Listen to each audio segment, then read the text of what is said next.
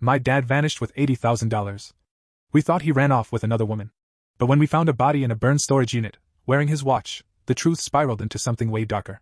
Fake names, offshore accounts, and a secret life none of us saw coming. What do you do when the man you trusted most turns out to be a ghost hiding from more than just his family? You ever think you know your family? Like really know them? I thought I did. I was 29, married, steady job, 2 kids. I thought I had a grip on life. We weren't rich, but we weren't drowning either.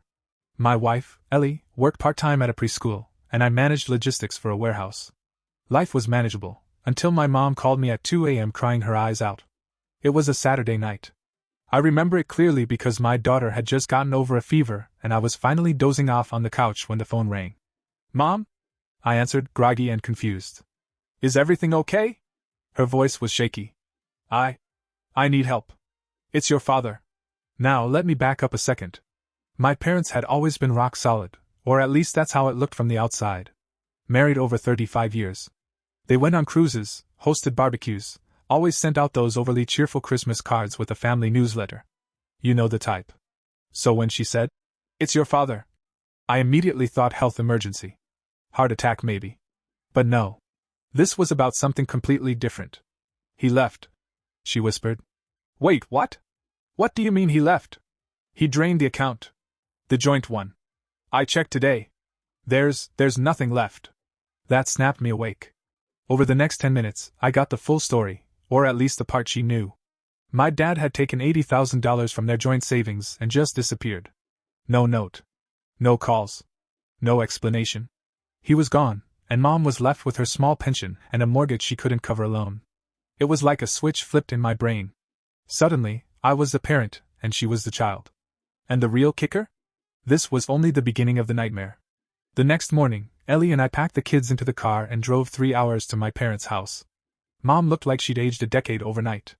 Her eyes were puffy, her hands shook, and her usually perfect hair was a frizzy mess. I just don't understand, she kept saying, over and over. We were fine. We were happy. While Ellie comforted her, I started digging. I found a trail of ATM withdrawals from out-of-state gas stations. All recent. My dad had taken off and was driving, somewhere. But why? That afternoon, I called my older brother Chris. He's the kind of guy who never answers his phone unless it's a fantasy football emergency. But to my surprise, he picked up on the first ring. You talked to Mom yet? I asked. There was a pause. Yeah, he said. She called me last night too. You gonna come down? Can't. Work's a mess. But hey, she'll be okay, right? I mean, she's not, like, sick or anything? I nearly dropped the phone. Chris, Dad left her with nothing. She has maybe $3,000 in checking and a mortgage. She's not okay. I mean, I dunno, man. I'm already behind on rent. That was Chris for you. Always conveniently broke whenever someone else needed help, but somehow never skipped a night out. After we hung up, I noticed Mom's mail stacked on the counter. Something caught my eye, a notice from a bank I didn't recognize. I picked it up. Mom? What's this? She looked confused. I'm not sure. It was a statement from a credit union I'd never heard of, addressed to her maiden name. And the balance? Over $47,000. I stared at it. Why is there a second account in your name?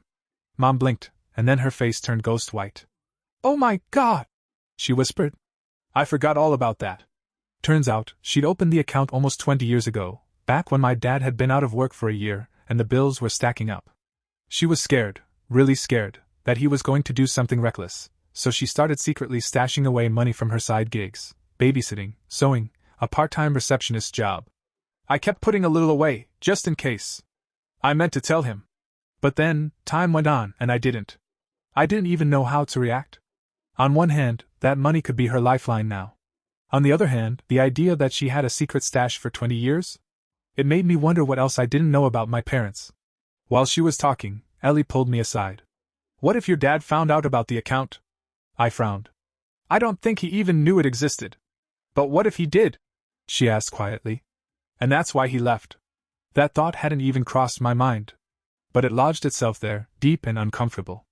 Over the next few days, we helped Mom file a police report, not because we wanted to throw Dad in jail, but just to document the disappearance. The bank couldn't do much about the drained joint account since it was legally shared. But they could freeze any remaining credit cards he had access to. Then, another twist. Ellie was on the laptop helping Mom check her emails when she found a thread of old messages, some from as far back as 2 years ago. They were from someone named L. The messages were flirtatious, romantic, sometimes explicit. I asked Mom who L was. She had no idea. We dug a little deeper and figured out it was someone from Dad's work, a woman in HR, 20 years younger than him. Ellie recognized the name from a Facebook group she was in. It hit like a punch to the gut. Dad didn't just run off. He ran off with someone. Someone he'd been secretly talking to for at least 2 years. Maybe longer. That night, after the kids were asleep, I sat out on the porch with Ellie. We didn't talk much. We just stared out into the dark. "What now?" I finally asked. She looked at me and said, "Now we find out what else your dad was hiding." And boy, we had no idea how deep the rabbit hole went. We didn't sleep much that night. Every time I closed my eyes, I saw my dad's face. Not the man who coached my little league team or grilled burgers in our backyard, but the guy who had blown up his entire life and vanished. And now, knowing there was another woman involved, it changed everything. The next morning, I went into full detective mode. I started by logging into his email, which I only had access to because he used the same password for years, his old college football number. Sloppy, but lucky for me. Once inside, I found dozens of emails between him and L, whose real name was Lisa Whitman. They'd been emailing back and forth, planning trips, sharing hotel receipts, and even talking about getting a new life together. The real jaw-dropper? One message where Dad wrote, "Once I have the money cleared, we'll be free. No more pretending." So this wasn't just a midlife fling. He'd been planning to leave my mom, and us, for a long time. Later that day, while I was helping Mom organize her legal paperwork, something else strange came up. Mom handed me a manila envelope labeled Insurance Home. Inside were old home insurance records, but there was also a copy of a life insurance policy. Only this one didn't have her name on it as the beneficiary. It had Lisa's. I blinked. "Mom, did you know Dad changed the beneficiary on his life insurance?" "What? That can't be right." I showed her the document.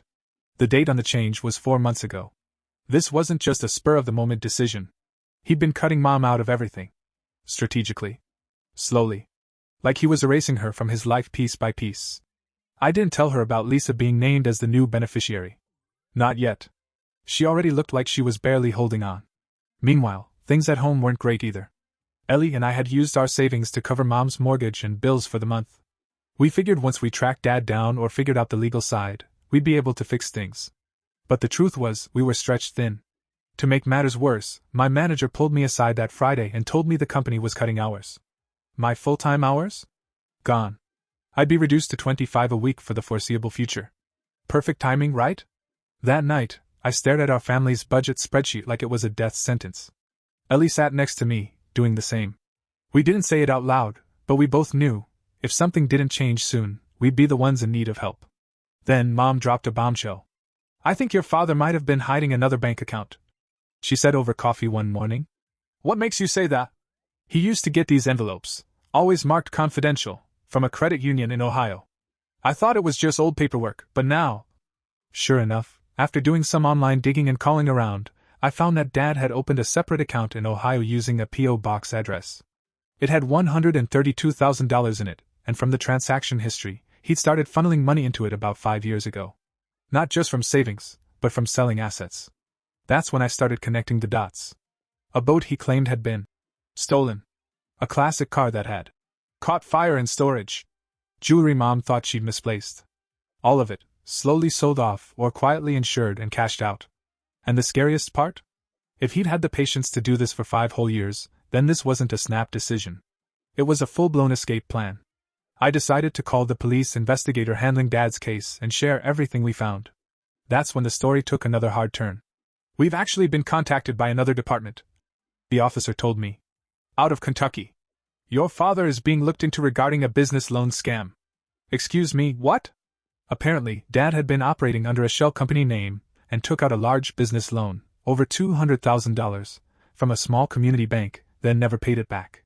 It was part of an ongoing investigation into financial fraud. My jaw dropped.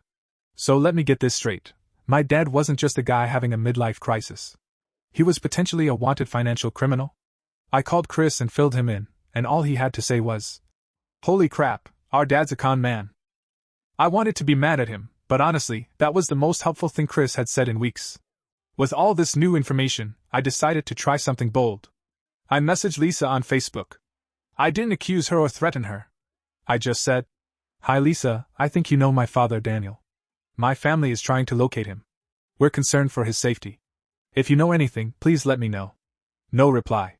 But the next morning, my mom's neighbor, an older guy named Mr. Carlisle, came by and told us something odd. "Hey, you know that white SUV that's been circling your street at night?" "What SUV?" "I've seen it a few times the past week. Parked down the street, lights off, just sitting there for a while before driving off." I felt a chill run through me. "Do you know what kind of SUV?" He nodded. "Looked like a newer Highlander. Had temporary tags." Guess what Lisa drives? A 2023 Toyota Highlander. We checked her public Facebook photos. Same make, same model, same silver color. So now we knew two things: Lisa hadn't gone with Dad, and she was watching us. But why? I confronted Mom. Did Dad ever say anything about threats? Anyone coming after him? She looked scared. He got paranoid lately. Thought people were following him. Kept saying he was in too deep. I thought he was just stressed from work. That night, I sat down with Ellie, trying to piece it all together. My dad disappears with $80,000, has a secret account with $132,000, fakes asset losses, changes life insurance, and has connections to a loan fraud in another state. Then his mistress shows up near our house, snooping around, without him. Something was wrong. Really wrong. Because if Lisa was still here, and Dad was missing, then where the hell was he? After the SUV sighting, I couldn't sleep. Every creak in the house felt suspicious. I started pulling night shifts on the living room couch, watching the street through the blinds like some paranoid movie character. Ellie thought I was being dramatic. I probably was. But something told me this wasn't just about a dad running off with another woman. This was bigger. A couple days later, I decided to take a road trip. The bank account in Ohio, the one with over $130,000, was still active, but I couldn't get much over the phone. I needed to show up in person. So I took a day off work, kissed Ellie and the kids goodbye, and drove 7 hours west. The bank branch looked like something out of a 1990s sitcom: dusty blinds, cheap tile floors, the faint smell of burned coffee in the air. I explained the situation to the manager, and showed him a copy of the power of attorney my mom had rushed to get notarized. After a lot of back and forth and a very awkward phone call with the legal department, they finally gave me access to the statements. That's when I saw it. 2 recent withdrawals. Both large. One for $20,000 in cash. The other? A cashier's check for $75,000. Made out to L. Whitman. Lisa. So my dad did give her money. A lot of it. I called Ellie immediately. "She's playing a game," I said. "She got paid and now she's stalking us." "Why?" Ellie was quiet for a moment, then said something that sent a chill down my spine. "What if she's not watching you?" "What do you mean?" "What if she's watching to see if your dad shows up?" I hadn't thought of that. Back home, Mom was trying her best to keep it together, but I could see the cracks forming. She'd been married for 35 years and suddenly found herself alone, betrayed, and neck-deep in legal and financial chaos. Then something truly bizarre happened. A letter arrived. No return address. Handwritten. Postmarked 2 towns over. I opened it in front of her. Inside was a single piece of paper. "Tell her to stop digging. She got what she wanted. He made his choice. Let it go." That was it. No name. No signature. Just that message. We brought it to the police, and they took it seriously, finally. They filed a formal report and said they'd add it to the ongoing investigation. But I could tell they still thought my dad just ran off and we were overreacting. I didn't believe that anymore. That night, I went outside to take out the trash and saw it again. The silver SUV. But this time, it didn't drive away. It just sat there. So I walked toward it. Not fast, not aggressive, just calm, deliberate steps like I was taking out recycling. I got about halfway down the driveway when the headlights flipped on and it peeled off. I memorized the last 4 digits of the plate. The next morning, I gave it to a cop friend of mine I went to high school with. He owed me a favor from back in the day, and I cashed it in hard. A few hours later, he called me back. "Car's registered to a rental company out of Louisville," he said. "Rented under a fake name. But the credit card used belongs to Lisa Whitman." Sound familiar? Oh yeah? Real familiar. Here's where the story takes a sharp turn. A few days after that, we got a phone call from a man named Clay Jensen. He said he was an attorney representing Lisa. "We'd like to request that your mother cease attempting to contact Ms. Whitman," he said in that slimy, overly calm legal voice. "She has no further involvement in this matter and is not responsible for Mr. Barnes's disappearance." "Disappearance?" I asked. "So now he's officially missing?" Silence. "I have no further comment," he replied. "Good day." He hung up. I looked at my mom. Her hands were trembling. "He's gone," she whispered. "Not just hiding. Something's happened to him." I wanted to tell her not to jump to conclusions, but deep down, I was starting to believe it too. A week later, everything unraveled. Ellie and I had taken the kids out for a much-needed day at the park. When we got home, Mom was waiting for us on the porch. She was pale as a ghost. "There was a fire," she said. "They found a body." I dropped everything. A fire had broken out in a storage unit just outside Columbus. Inside, firefighters found the remains of a man, severely burned, but wearing a watch identical to the one my dad wore every single day of his life. Police were investigating. Dental records would take a few days. We were told not to assume anything, but we all did. Mom sobbed for hours. Chris actually drove up for the first time in weeks, pretending he cared, mostly because he smelled inheritance. He didn't even hide it. And me? I started getting angry. Because even if it was my dad in that storage unit, what the hell was he doing there? Who sets up a storage unit, hides there, and dies in a fire? It didn't add up. I needed answers. And fast. While waiting for the forensics to confirm the body's identity, I made one more stop, Lisa's house. I'd found her home address through public records. It was a modest 2-story place on a quiet cul-de-sac. I parked a few houses down and waited. After about an hour, she came out to walk her dog. I approached her calmly. She saw me and froze. "Lisa," I said. "I don't want trouble. I just want to know what happened." She didn't speak. Her eyes darted around like she was debating running back inside. "I know about the money," I said. "I know about the insurance, the storage unit, the burner accounts. I know everything." She opened her mouth, closed it again. Then finally whispered, "He promised me we'd disappear together. Said he was tired of the lies. That he had enemies." "Enemies?" I asked. She nodded, trembling. "He told me he did something bad. Real bad. Something to do with government loans and fake identities. He said if he didn't disappear soon, someone would come after him." My stomach turned. "What did he do, Lisa?" She looked me in the eye and whispered, "I think your dad was running from more than just your mom." 3 days later, the results came in. The body found in the burned storage unit? Not my dad. I was standing in line at the grocery store when I got the call. The detective on the other end of the line sounded like he was trying to soften the blow. "Mr. Barnes, the dental records don't match. The remains are of a different male, likely between 40 to 50. Not your father." I didn't even respond.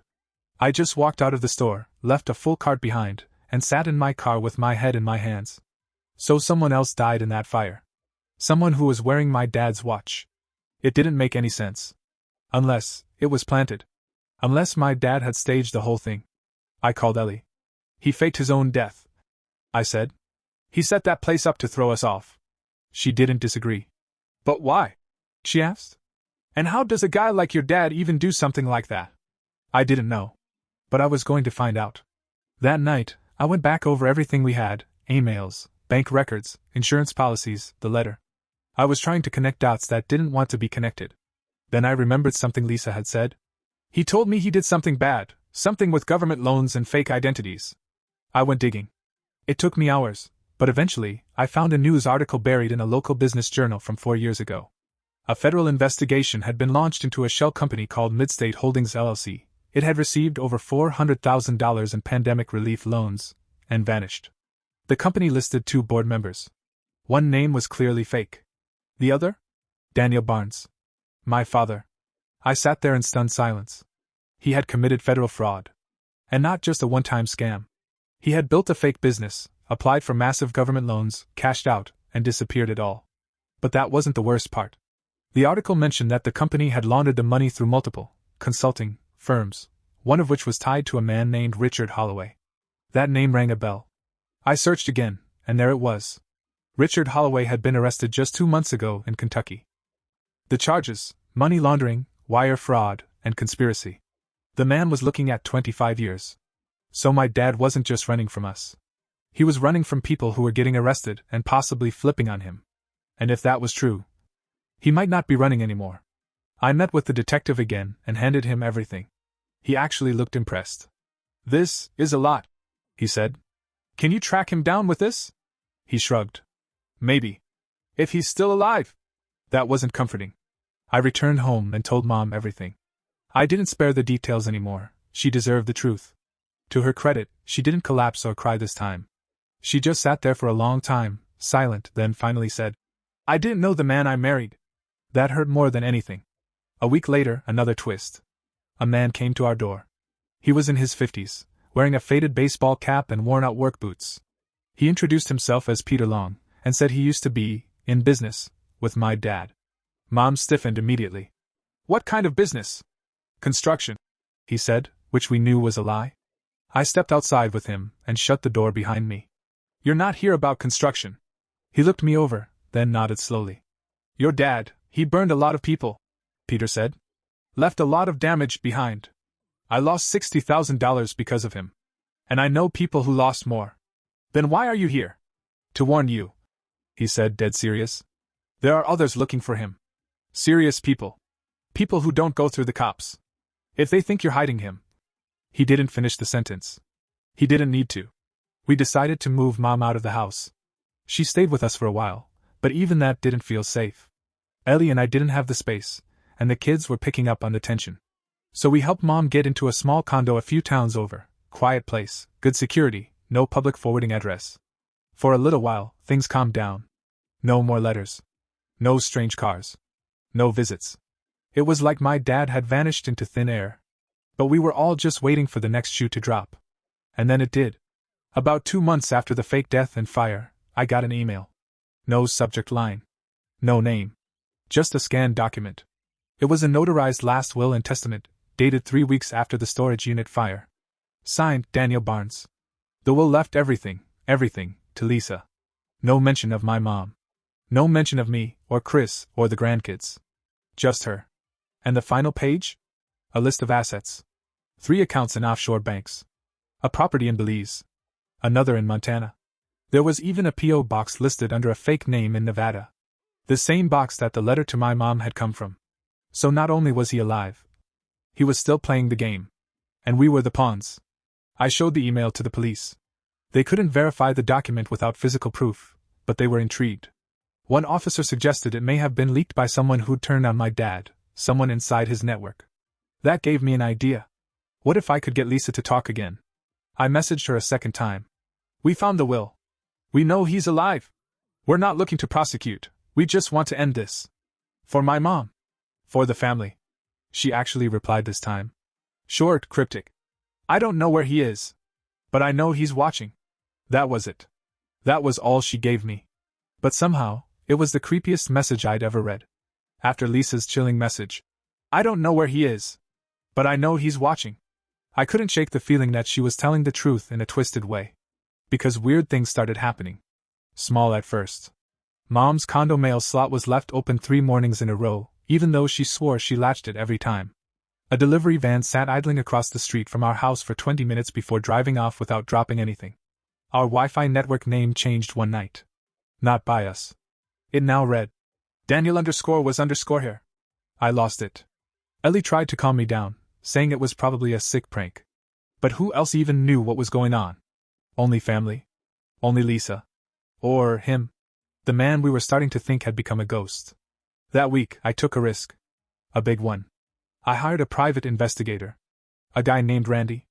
Ex-cop, bit rough around the edges, but the kind of guy who knew how to track people off-grid.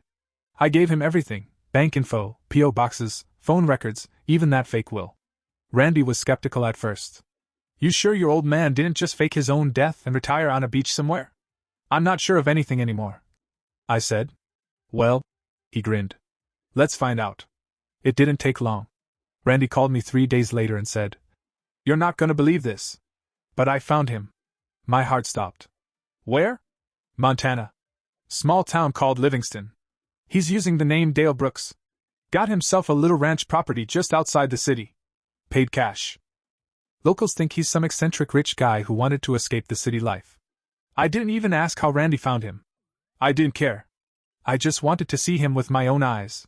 Randy advised caution. He's not in trouble with the law yet. Not formally. And if you show up guns blazing, he'll vanish again. I nodded. I just want closure. So I flew out to Montana. Didn't tell Mom. Didn't tell Chris. Just Ellie, who made me promise to keep my head. Livingston was exactly what you'd expect, small, quiet, surrounded by mountains. The kind of place where everybody waves, even if they don't know you. The property was 5 miles outside town. Long dirt road, wooden gate, small one-story cabin with a barn out back. And there he was. Daniel Barnes. My father. Trimming tree branches like he was just some retiree working his land. I didn't even know how to feel. Rage? Sadness? Relief? I got out of the rental car and just stood there. He turned, saw me, and froze. For a long time, we didn't say a word. Then he dropped the shears and muttered, "Guess this was bound to happen."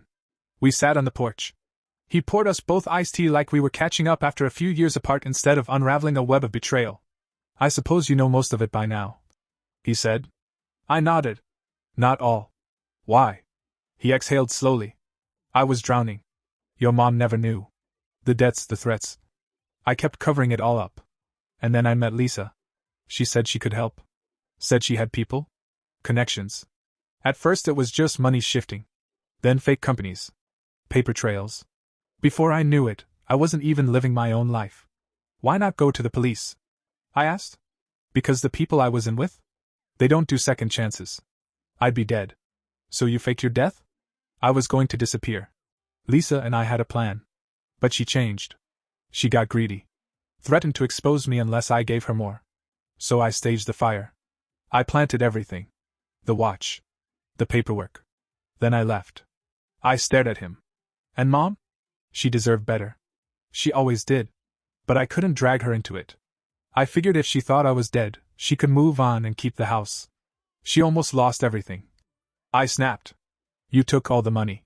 You left her in debt. You dumped this on me." He looked ashamed for the first time. "I'm sorry," he said.